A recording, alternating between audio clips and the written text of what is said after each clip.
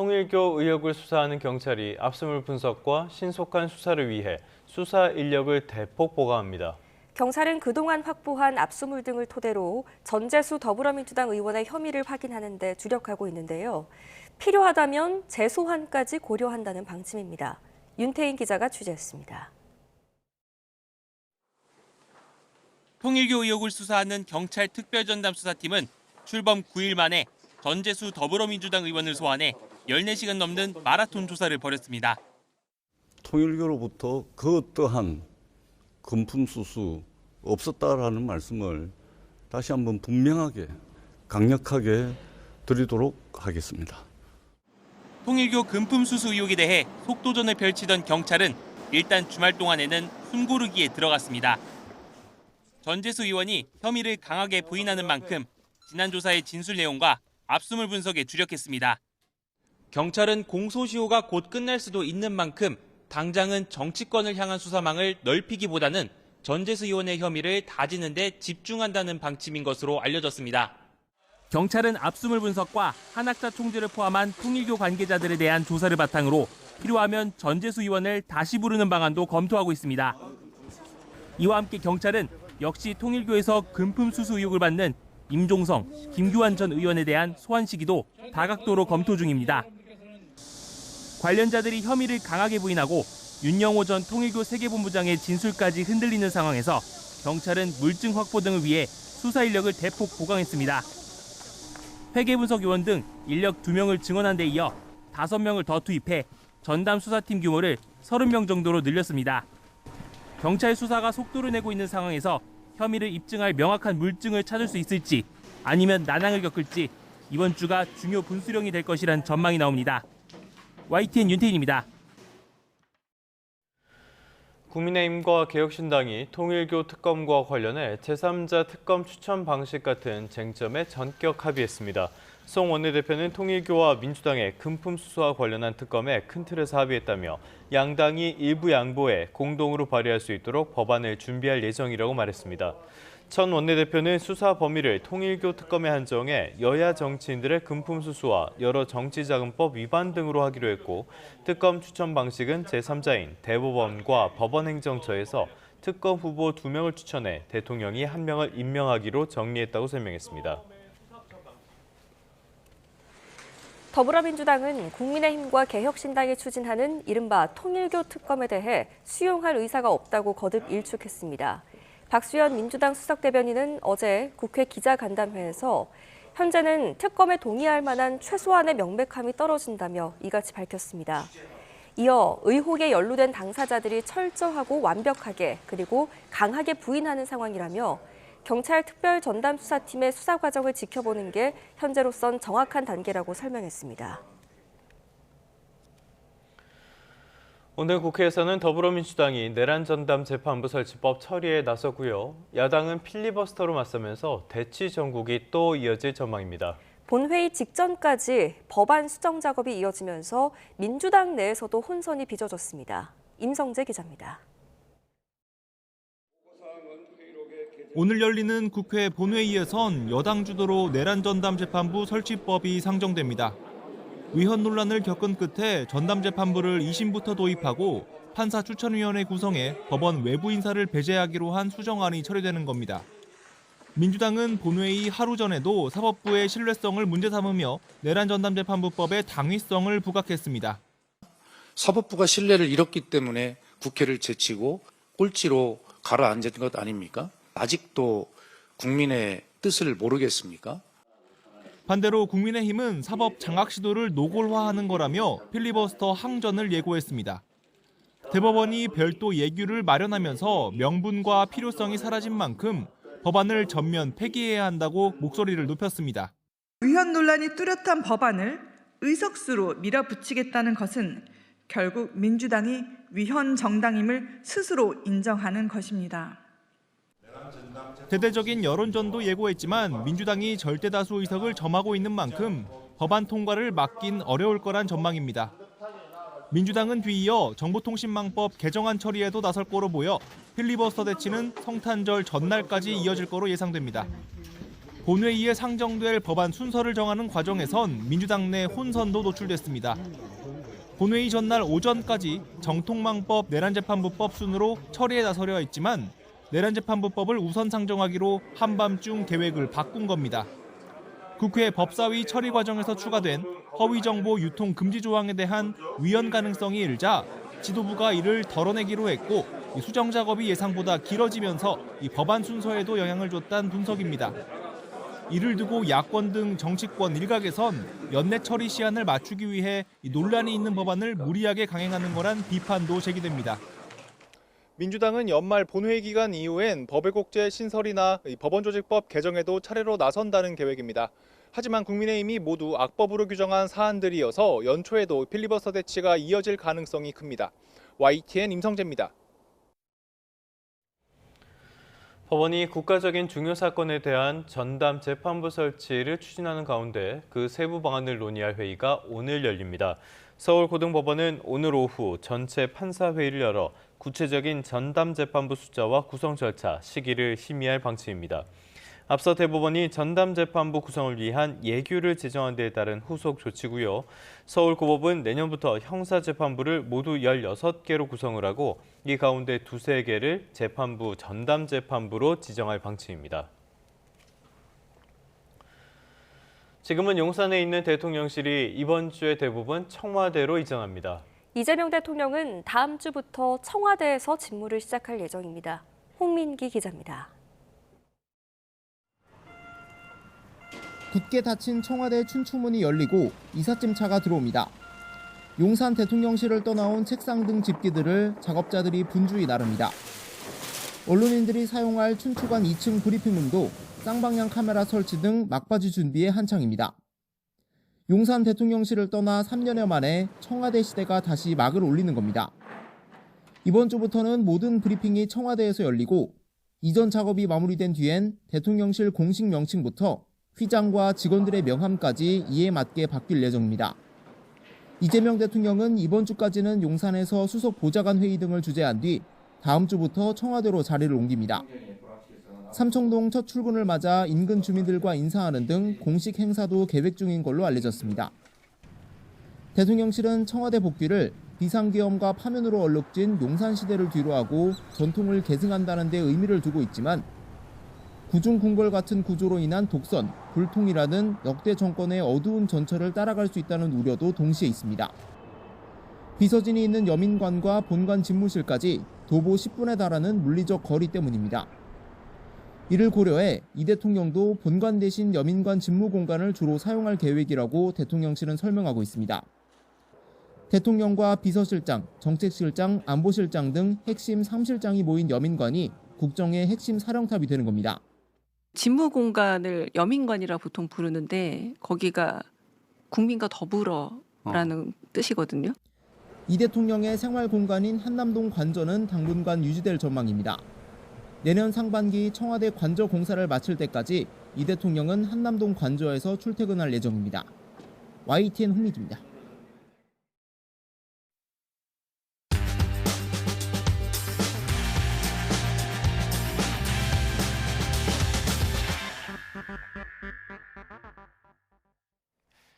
(12월 20일) 월요일 스타트 브리핑 시작합니다. 먼저 동아일보는 최근 정신건강 문제를 겪는 학생이 늘어난 원인을 짚었습니다. 이 소통 단절이 10대들 마음의 병을 키웠다는 진단입니다. 최근 학생들에겐 ADHD와 우울, 불안이 복합적으로 발견되는데요. 부모와의 소통이 줄어든 게 주된 요인으로 꼽힙니다. 어릴 때부터 스마트폰 보느라 또 학원 다니느라 정작 대화할 시간이 부족한 경우가 많아졌죠. 코로나19 때 비대면에 익숙해진 영향이 지금까지 이어지고 있다는 분석도 있습니다. 힘들다는 걸 털어놓을 사람이 없으니 스마트폰과 SNS에 의존하게 되죠. 한국 10대들이 유튜브와 인스타그램을 보느라 하루에 쓰는 시간이 2시간 반에 달한다고 하네요.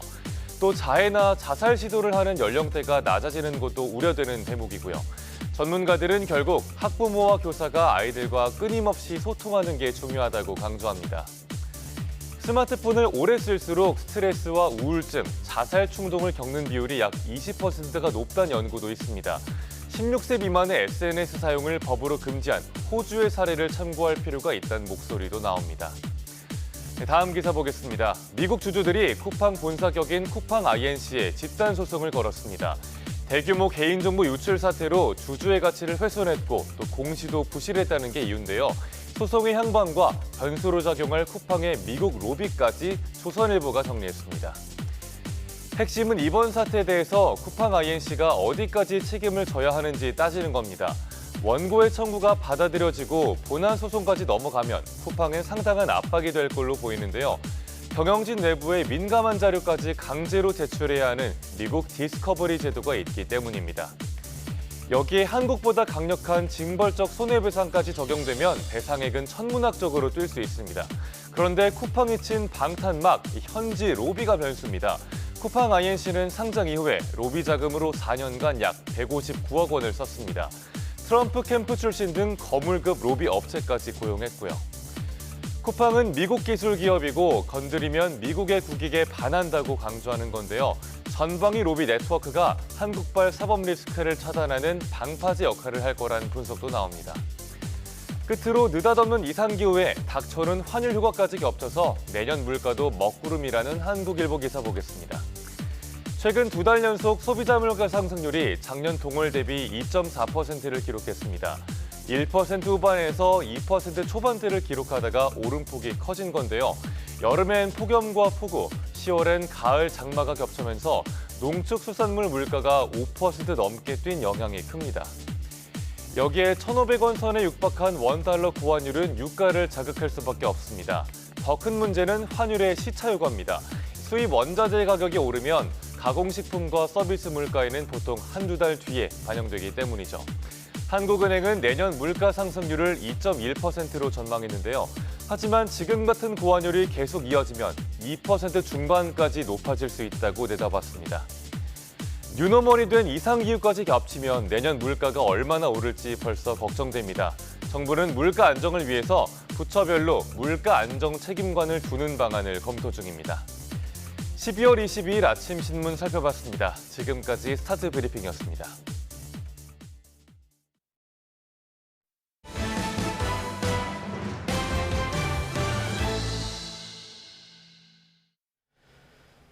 다음 소식입니다. 어젯밤에 한 온라인 커뮤니티에 국방부를 폭파하겠다는 협박글이 올라왔습니다. 경찰은 글 작성자를 추적하는 동시에 국방부 주변 경계 강화에도 나섰습니다. 황보혜경 기자의 단독 보도입니다. 어젯밤 9시 10분쯤 국내 온라인 커뮤니티 DC인사이드에 올라온 국방부에 폭발물이 설치됐습니다라는 글입니다. 폭파 시점을 오는 23일 오후 6시 정각, 장소는 서울 용산구 이태원로 22 용산기지로 특정했습니다. 작성자는 국방부의 허점을 증명해보겠다는 취지로 글을 썼는데 게시된 지 1시간도 안 돼 삭제됐습니다. 신고를 접수한 경찰은 국방부 주변 순찰을 강화하고 글의 IP 주소 등을 확인해 작성자를 쫓고 있습니다. 주택가 사이로 시뻘건 불길이 치솟고 검은 연기가 주변 건물까지 뒤덮었습니다. 어제 오후 6시 반쯤 서울 신정동에 있는 다가구 주택 2층에서 불이 났습니다. 화재 당시 건물 안에 있던 주민 2명이 대피했고 다친 사람은 없었습니다. 경찰과 소방당국은 2층 집 천장에서 불이 시작된 거로 보고 정확한 원인을 조사하고 있습니다. 도로 한복판에 119 구급차가 넘어져 있고 주변엔 깨진 유리창이 흩어져 있습니다. 비슷한 시각 강원도 원주에서 환자를 이송하던 119 구급차가 승용차와 충돌했습니다. 이 사고로 구급차에 타고 있던 50대 환자와 보호자, 소방대원 등 모두 5명이 다쳤습니다. 예, 심정지로 이송을 하셨는데 병원에서 자발순환 회복을 하셨다고. 경찰은 구급차가 적색 신호에 달리다 사고를 냈다고 보고 정확한 경위를 조사하고 있습니다. YTN 황보혜경입니다. 초유의 고객정보 유출 사태로 수사선상에 오른 쿠팡. 그런데 문제는 이게 전부가 아니란 점입니다. 과로사 은폐 시도를 비롯한 각종 의혹이 속속 드러나면서 논란을 빚고 있습니다. 노조와 유가족이 법적 대응을 예고하면서 수사가 전방위로 확대될 수 있다는 전망이 나옵니다. 최승훈 기자입니다. 3,370만 명이 넘는 고객정보 유출 사태를 빚은 쿠팡이 이번에는 또 다른 논란에 직면했습니다. 진원지는 쿠팡의 글로벌 최고 경영자인 김범석 쿠팡 INC 의장입니다. 5년 전 한국법인 대표 시절 쿠팡 칠곡 물류센터에서 일하다 숨진 27살 노동자 고 장덕준 씨의 과로사를 은폐하려 한 정황이 드러난 겁니다. 김 의장은 당시 개인정보 보호 담당 임원에게 열심히 일했다는 기록을 남지 않도록 하라고 지시했는데 과도한 노동에 시달린 증거를 없애려 한 대목으로도 풀이됩니다. 또 코로나19가 한창이던 2020년 쿠팡 물류센터에서 집단 감염이 발생하자 언론 플레이를 시도했던 정황도 확인됐습니다. 정체를 숨긴 채 외신에 쿠팡에 유리한 정보를 뿌려 감염을 직원의 개인 탓으로 몰아가려 한 것으로 의심되는 부분입니다. 쿠팡 측은 해임된 전 임원의 왜곡된 주장이라며 반박하고 있지만 I'm looking at this right now that you're showing to me, and this looks like something that may have been claimed by an executive who was terminated 5 years ago for gross negligence and incompetence. 노조와 유가족 측이 고소고발을 예고하며 쿠팡을 겨냥한 수사가 전방위적으로 확대될 가능성이 커졌습니다. 쿠팡은 현재 노동자 취업 제한을 위한 블랙리스트 작성 의혹과 이번 대규모 정보 유출 사건으로 각각 수사를 받고 있습니다. 경찰은 참고인 조사와 압수물 분석에 주력하고 있는데 조만간 쿠팡 관계자들을 줄소환할 것으로 보입니다. 의혹의 정점인 김 의장에 대한 조사가 이뤄질지가 관건인데 미국에 체류 중인 김 의장이 자신은 글로벌 CEO라며 국회 청문회마저 패싱한 만큼 경찰의 대응이 주목됩니다. YTN 최승훈입니다. 한국소비자원은 SK텔레콤의 정보 유출 사태와 관련해 1인당 10만 원의 보상을 지급하라고 결정했습니다. 소비자원 소비자분쟁조정위원회는 지난 18일 집단분쟁조정회의를 열고 이같이 결정했다고 밝혔습니다. 소비자위는 SK텔레콤 해킹 사고로 개인정보가 유출돼 소비자의 피해가 발생한 사실이 인정된다며 SK텔레콤의 보상 책임이 있음을 확인했다고 설명했습니다. 구체적인 보상안으로는 SK텔레콤이 각 신청인에게 5만 원의 통신요금 할인을 제공하고 제휴업체에서 현금처럼 사용할 수 있는 포인트 5만 점을 지급하라고 설명했습니다. SK텔레콤은 이러한 한국소비자원의 결정에 대해 면밀히 내용을 검토한 뒤 신중하게 결정하겠다고 밝혔습니다. SK텔레콤은 소비자분쟁조정위원회에 결정 통지서를 받고 보름 안에 보상 결정안 수락 여부를 위원회에 통보해야 합니다. 다만 소비자위가 당초 보상 신청을 한 58명 가입자뿐 아니라 피해 가입자에게 동일한 보상을 지급해야 한다고 밝혀서 SK텔레콤 역시 고민이 깊어질 것으로 보입니다. 실제 2,300만 명의 가입자 전원에게 10만 원씩 지급한다면 전체 보상 규모만 2조 3천억 원에 달할 것으로 예상됩니다. 차기 연방준비제도 의장 후보로 꼽히는 케빈 해싯 백악관 국가경제위원회 위원장이 금리 인하의 여지가 충분하다고 거듭 강조했습니다. 해싯 위원장은 기업들이 관세를 고려해 가격을 낮춰서 물가가 높지 않다는 주장까지 늘어났습니다. 뉴욕에서 이승윤 특파원입니다. 케빈 해싯 백악관 국가경제위원회 위원장은 미국의 중앙은행인 연방준비제도가 금리를 인하할 여지가 충분하다고 밝혔습니다. 식료품과 에너지를 제외한 근원 인플레이션의 3개월 이동평균치가 1.6%로 연준의 목표치인 2%보다 낮다는 점을 근거로 들었습니다. 트럼프 대통령의 측근인 해싯 위원장은 몇 주 뒤 발표될 차기 연준 의장으로 유력하게 거론되는 인물. 트럼프 대통령이 기준금리 대폭 인하가 필요하다고 믿는 사람을 차기 연준 의장 후보로 지명하겠다고 공언한 상황에서 한 발 치고 나간 것으로 풀이됩니다. Absolutely 100% whoever the president picks needs to be 100% independent, but that doesn't mean that you don't listen to voices. 해싯 위원장은 연준이 느리다는 트럼프 대통령의 말은 옳다며 금리를 더 일찍 내렸어야 했다고 주장했습니다. 트럼프 행정부의 관세에 따른 비용 증가가 소비자에게 상당 부분 전가됐다는 언론 보도와 관련해선 인정할 수 없다고 반박했습니다. 특히 관세를 부과하면 미국의 물건을 파는 데 절박한 외국 생산자들이 시장 경쟁력을 위해 가격을 낮출 것이라고 주장했습니다. 그래서 미국 소비자 가격에 최종적으로 미치는 영향은 크지 않을 것이라며 관세 이후 4% 성장률과 1%대 인플레이션을 갖게 됐다고 말했습니다. 하지만 관세 정책 이후 소비 양극화 경향이 두드러지면서 미국 사회에서는 이른바 감당 가능한 생활비가 정치적 화두로 떠올랐습니다. 이를 의식한 듯 해시 위원장은 트럼프 행정부가 주택 구입 부담을 줄여줄 대책을 마련 중이고 새해 초에 발표할 큰 계획이 있다고 전했습니다. 뉴욕에서 YTN 이승윤입니다. 미국 법무부가 의회의 압력에 밀려서 방대한 양의 앱스타인 파일을 공개했죠. 그런데 속이 보여도 너무 보입니다. 애초 트럼프 대통령 관련 자료는 거의 공개하지 않은 데다가 하루 만에 일부 자료를 삭제한 사실까지 드러난 건데요. 민주당은 파상 공세에 나섰습니다. 보도에 유토건 기자입니다. 미국 법무부가 웹사이트를 통해 공개한 앱스타인 파일 가운데 하나입니다. 서랍에 담긴 여러 장의 사진 사이로 트럼프 대통령 부부가 앱스타인과 함께 찍은 사진이 보입니다. 그런데 이 사진은 공개된 지 하루 만에 슬그머니 삭제됐습니다. 이 밖에도 최소 15건의 자료가 별다른 고지나 설명 없이 사라진 것으로 확인됐습니다. 애초 자료 자체가 부실하게 공개된 가운데 석연찮은 삭제 조치까지 이어지자 논란은 더 커졌습니다. 공개된 파일 가운데 트럼프 대통령 관련 자료는 거의 없었고 FBI의 피해자 인터뷰나 법무부 내부 메모 등 예민한 자료들도 누락됐습니다. Only releasing those and not releasing anything that makes Trump look bad at all is an attempt to distract the narrative, to move the narrative away from Trump to all of these other folks. 법무부는 뒤늦게 피해자 보호 차원에서 일부 자료를 삭제했다고 밝히고 적절한 조사를 거쳐 다시 게재할 예정이라고 해명했습니다. 또 나머지 자료는 순차적으로 모두 공개하겠다고 거듭 약속했습니다. 하지만 민주당은 법무부 인사들에 대한 탄핵까지 거론하며 즉각적인 공개를 요구하고 있습니다.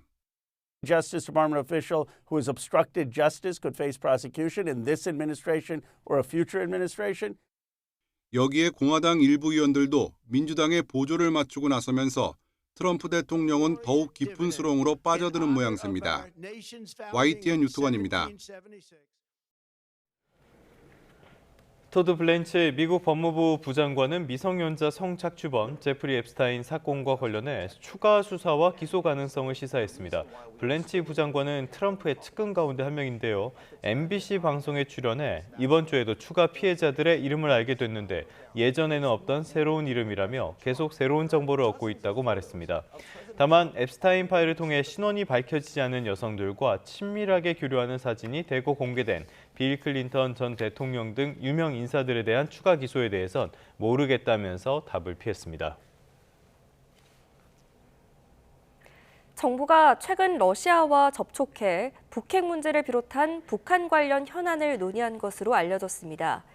외교부의 북핵 담당 당국자는 최근 모스크바를 비공개로 방문해서 러시아 외무부 북핵 담당 특임대사를 등을 만난 것으로 전해졌습니다. 조현 외교부 장관은 앞서 대통령 업무보고에서 우크라이나 종전 추이를 예의주시하며 한러 관계를 복원하는 가운데 한반도 문제 관련 러시아 측의 건설적 역할을 견인하겠다고 밝혔습니다. 러시아가 북핵을 둘러싼 한러 비공개 접촉에 대해 러시아와 북한 사이에 불신을 조장하려는 시도라며 부인하는 내용의 성명을 발표했습니다. 자하로바 러시아 외무부 대변인은 러시아와 북한의 협력을 반대하는 자들은 우리의 포괄적 전략적 동반자 관계를 이간질하고 러북 동맹과 국민 사이의 불신을 조장하려는 헛된 시도를 포기하지 않는다면서 성명을 통해 이같이 밝혔습니다. 자하로바 대변인은 또 러시아는 한국과 어떠한 협의도 하고 있지 않다며 남북관계에 영향을 주는 문제, 특히 러시아에 존재하지 않는 북핵 문제에 대한 주제는 논의하지 않는다고 주장했습니다. 월 평균 원달러 환율이 지난 7월 이후 이번 달까지 벌써 6개월째 상승세를 이어가고 있습니다. 원화로 사들이는 수입품 가격도 오르면서 전체 소비자 물가 인상에도 영향을 미치고 있습니다.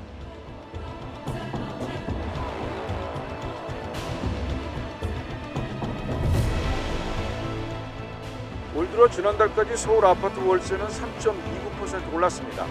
관련 집계가 시작된 2015년 이래 처음으로 연간 상승률 3%를 넘었습니다.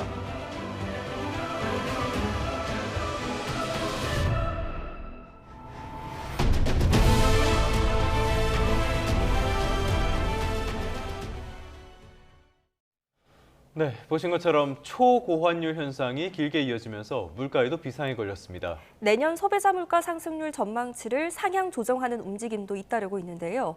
정부는 밀착 관리에 나선다는 방침입니다. 창명대학교 국제금융학부 서은숙 교수와 함께 살펴보겠습니다. 어서 오십시오. 네, 어서 오십시오, 교수님. 네.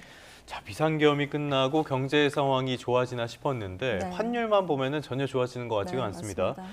원달러 환율이 지금 6개월 연속으로 오르고 있다고 하는데 배경은 뭘로 봐야 될까요? 일단 뭐 미국 경제가 좀 견조한 상태라 예. 지금 뭐 달러 가치가 높은 대외적인 요인이 있지만 가장 그 구조적인 그 요인은 한국 경제의 취약성 때문이라고 볼 수가 있겠어요. 그래서 그러니까 우리가 보통 내부적으로 구조적인 문제다라고 이제 분석을 하거든요. 그래서 과거에는 이제 기업들이 수출을 해서 돈을 벌어 갖고 오면은 이게 달러를 갖고 와서 시장에 풀리기 때문에 그렇죠. 예. 환율이 좀 안정이 됐는데 지금 현재 상황을 보면은 이 기업들이 달러를 벌어 갖고 오는 양으로 시장에 풀리는 것보다 기업들과 개인들이 달러를 수요하는 그 양이 훨씬 더 큽니다. 예. 그래서 이게 가장 이제 큰데요. 보통 이제 우선 보면은 수출 기업들이 3분기에만 약 900억 달러 이상의 지금 달러를 보유하고 있거든요. 예. 그러니까 다시 말하면은 원화로 바꾸지 않고 그냥 보유하고 있는 달러가 굉장히 많습니다. 이 말은 뭐냐면은 기업들이 뭐 달러를 시장에 내놓고 있지 않기 때문에 공급이 굉장히 부족하다라고 네. 이제 볼 수가 있는 거죠. 이게 아무래도 트럼프 행정부 정책 때문에 미국에 대한 투자 대비해서 계속 보유를 하고 있다라고 우리가 판단을 할 수가 있고요. 그 다음에 이제 좀 그 외환 시장에서 가장 굉장히 큰 기업 대비해서 큰 비중은 아니지만 개인 투자자들의 경우에 그러니까 해외 주식 투자나 그다음에 가상자산 투자 때문에 달러에 대한 수요가 굉장히 높은 것도 한 가지 원인으로 지금 지적이 되고 있는 상황이고요. 네. 이러한 이제 뭐 대외적인 불확실성이나 뭐 이런 것보다는 원화 자체가 굉장히 약세인 게 가장 큰 원인이에요. 왜냐하면은 작년 이후에 1년간 우리가 정치적 불확실성이 좀 커지고 계속 지속이 그렇죠. 되고 있고, 그다음에 제일 중요한 거는 경제 둔화가 빨리 이제 회복이 되고 있지 않는 부분. 그다음에 한미 금리 차 이런 것들이 사실 원화 약세를 지속하게 만드는 굉장히 큰 요인들이라고 얘기를 하는데요. 달러 인덱스라는 게 있어요. 예. 이게 그 사실 100 이하이면 달러가 약세라는 거거든요. 네. 6개국 통화 대비해서 달러가 약세인지 강세인지를 평가하는 건데. 주요 6개국의 그쵸. 통화랑 비교한 네네. 수치다. 예. 이 달러 인덱스가 지금 98.72까지 떨어졌어요. 예. 이 말은 뭐냐면 달러가 다른 통화 대비해서 약세라는 뜻이거든요. 근데 그런 상황인데 원화가 더 약세라는 거죠. 네네네. 이제 이거는 결국은 원화 고유의 원화 자체의 약세의 원인이 가장 크다라고 이제 봐야 되겠죠. 네. 환율도 환율이지만 이 고환율의 여파가 물가에까지 미치고 있습니다. 네. 수입 물가부터 소비자 물가까지 모두 오른다고 하는데 네. 그 환율이 오르면 물가가 오르는 그 과정을 좀 설명을 해주시죠. 이게 이제 고환율의 물가 전이 효과라고 보통 보는 보통 한 3단계 정도로 이제 이루어집니다. 네. 그래서 첫 번째 단계가 보통은 전이 메커니즘을 보면은 수입 물가를 급등시키는 거죠. 그래서 환율이 오르면 즉시 수입 원자재와 소비자 가격이 오른다라고 보시면 돼요. 그래서 예를 들면 커피가 대표적이에요. 그래서 5년간 달러 기준으로 3배, 그다음에 원화 기준으로 4배가 올랐습니다. 그러니까 2단계가 이제 이렇게 수입 물가가 오르면 생산자 물가에 반영이 돼요. 그러니까 수입 물가가 오른 후에 보통은 2, 3개월의 시차를 두고 이제 제조업체들이 생산 비용이 오르거든요. 이제 원자재와 중간재 가격이 오르면 결국은 제품의 생산 비용이 증가할 수밖에 없는 구조잖아요. 그래서 3단계에 이제 소비자 물가 상승으로 이어집니다. 그래서 이건 또 생산자 물가가 오르고 난 다음에 보통 3개월에서 6개월 정도 시차를 두고 최종 소비자 가격에 반영이 되거든요. 그래서 기업들이 초기에는 좀 마진을 줄여서 버티다가 결국은 이제 가격 인상으로 부담을 전가하게 되는 상황이거든요. 그래서 현재 상황을 보면은 수입 물가는 이미 급등한 상태입니다. 그래서 소고기 같은 경우가 뭐 원화 기준으로 60.6%가 올랐고요. 뭐 돼지고기도 30% 올랐고 과일도 30% 정도 오른 상태입니다. 뭐 치즈 같은 경우에는 90%까지 올랐다라고 하더라고요. 많이 올랐네요.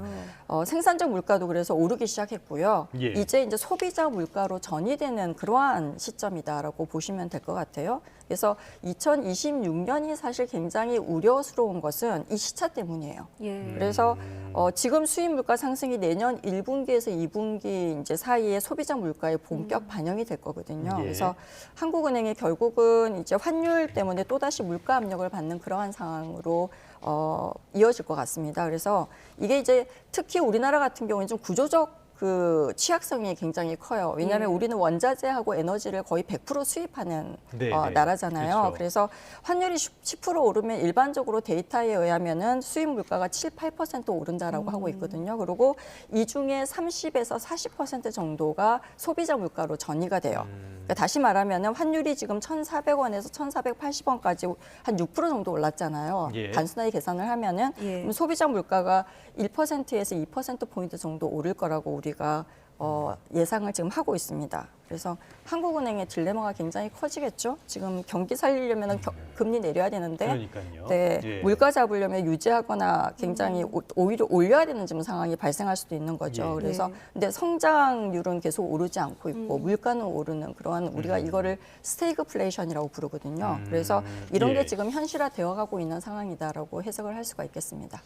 알겠습니다. 11월 소비자 물가 지수가 1년 전보다 2.4% 올랐으니까 다시 들썩이고 있는 거는 분명해 보이고요. 내년이 상당히 걱정되는 그런 상황이라고 할 수가 있겠는데 그러다 보니까 정부에서도 이 환율을 제어하기 위한 여러 가지 대책들이 정말 전방위적으로 나오고 있는 것 같아요. 네, 맞습니다. 이런 지금 국민연금이라든지 뭐 한국은행이라든지 여러 가지 조치들이 나오고 있는데 전망은 어떻게 보십니까? 효과 있을까요?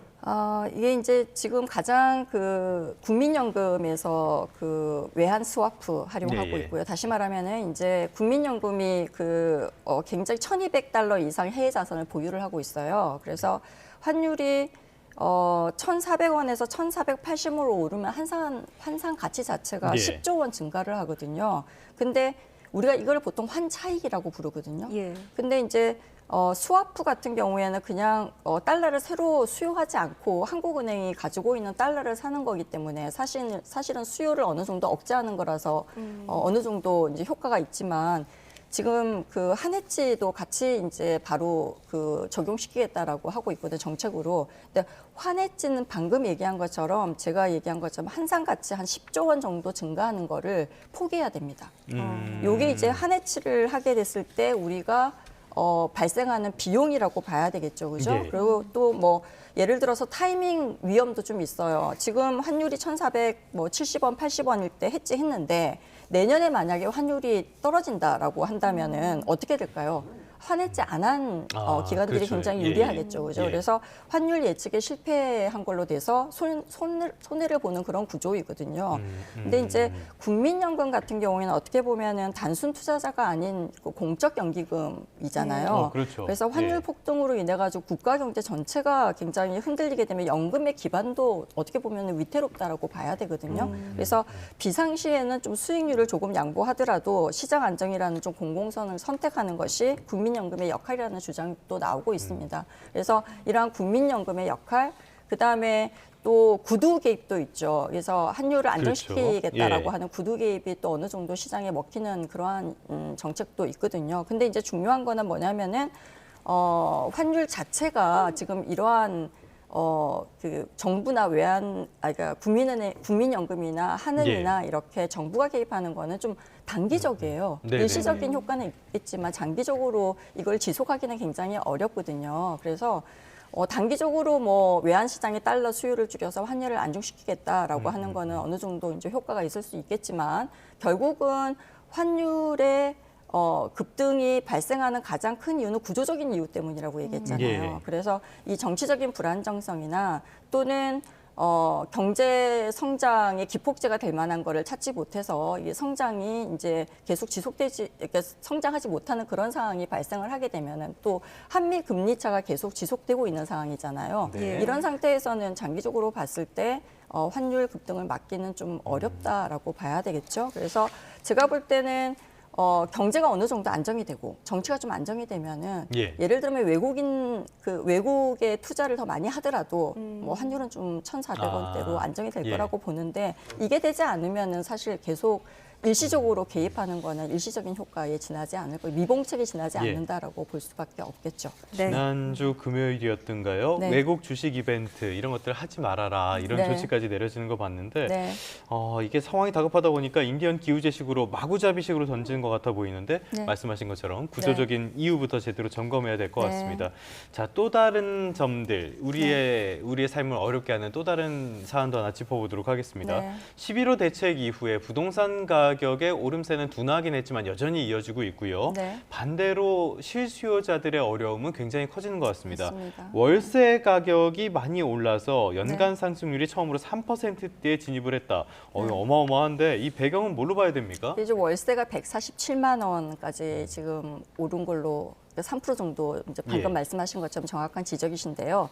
핵심 원인은 일단은 우리가 예전에 있었던 전세 사기로 인해서 보증금을 떼이는 것보다는 차라리 월세로 내겠다라고 하는 좀 전세 공포감? 네. 뭐 이런 거가 가장 좀 크게 좀 작용을 했을 가능성이 큽니다.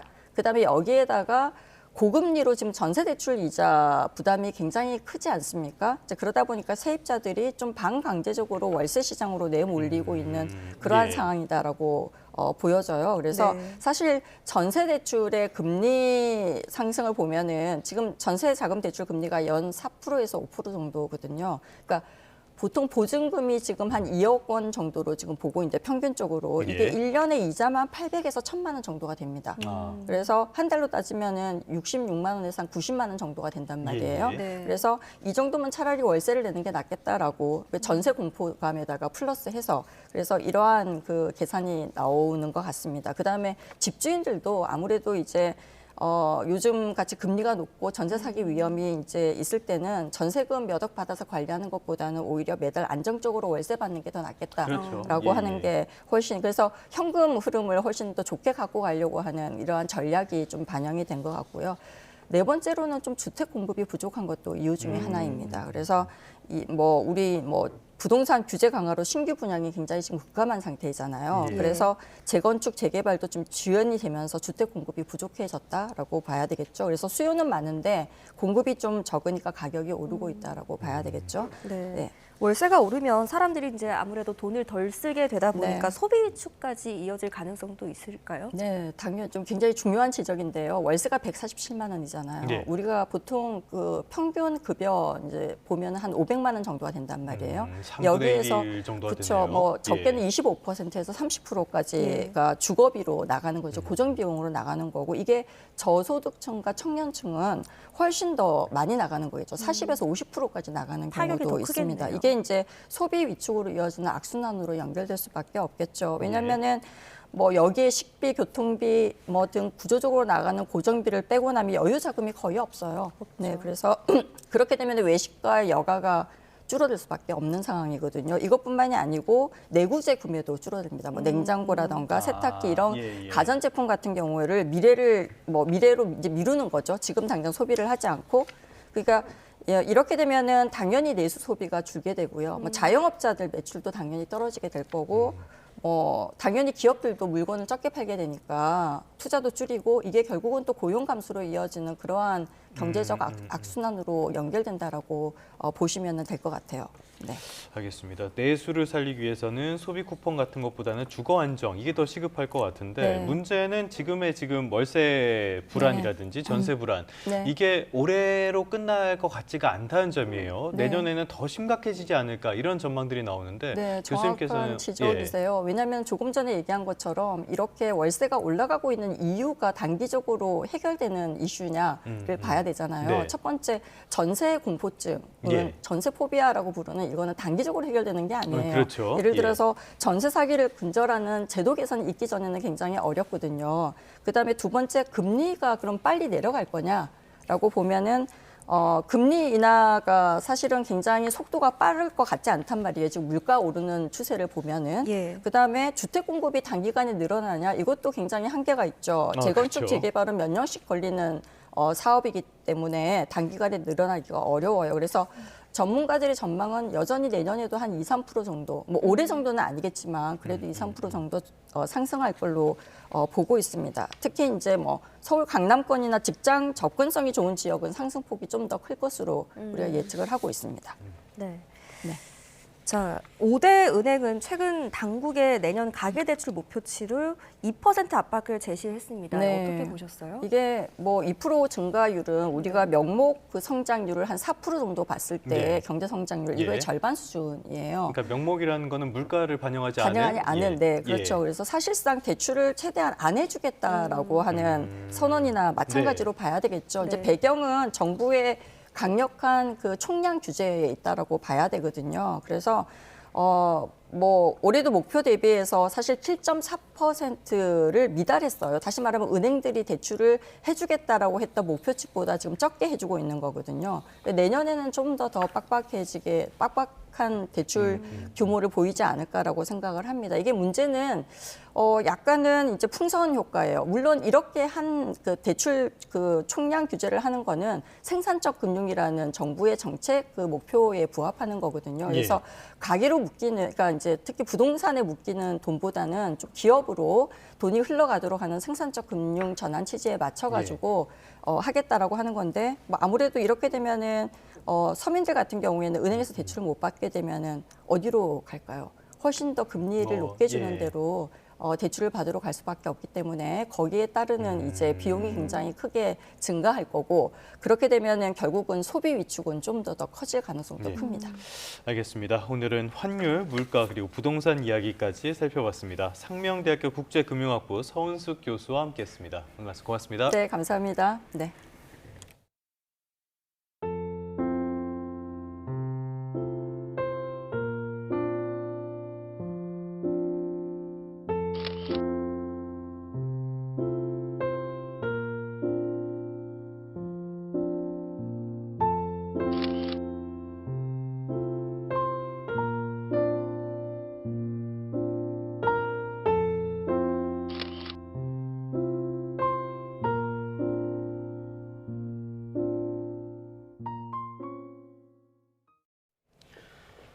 네, 끝으로 출근길 날씨 살펴보겠습니다. YTN 야외 스튜디오 연결합니다. 정수현 캐스터.